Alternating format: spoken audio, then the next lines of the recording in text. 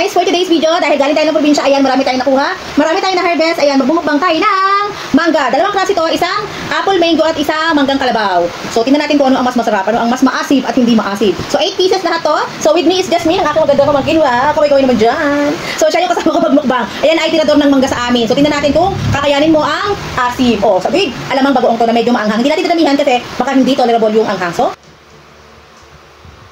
umpisa na natin, matakam. Okay, unahin ko. Ikaw na sa'yo. Unahin ko itong kalabaw. Ay, ano po? Atom to.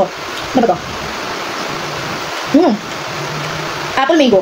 Hindi pa siya ganun kagulang, pero hindi maasim. Tama lang. Perfect combination dito sa ating alamang bagoong. Harap. Harap. Harap. Maasim. Malamang maasim, mangga. Pero hindi siya ganun kaasim, di ba? Tingnan mo naman itong apple mango dito ka. Dito naman ako sa manggang kinalabaw.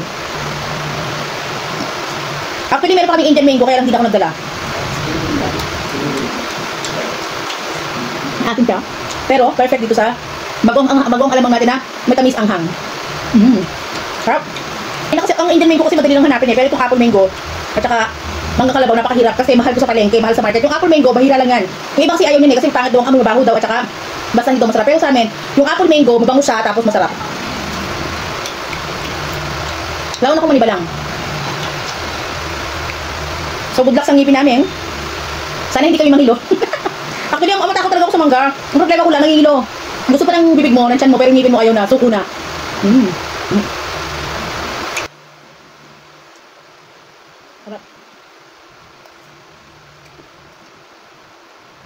Perfect itong sausawan. Kasi pag itong sausawan mo, tanggal yung asim nga.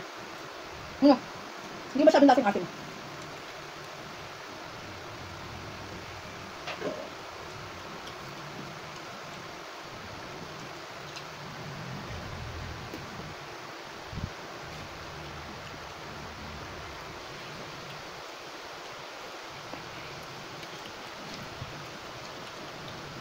Thank you so much for the bubble.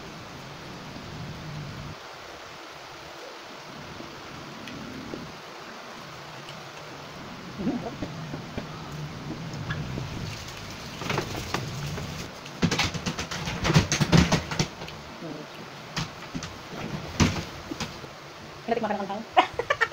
Ano may nangangasim ka pa o naaanghangan?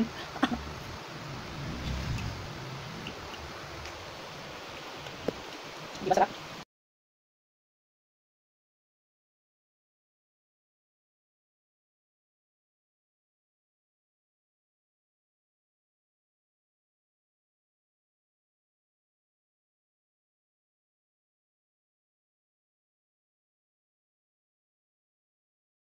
Kumakain yan,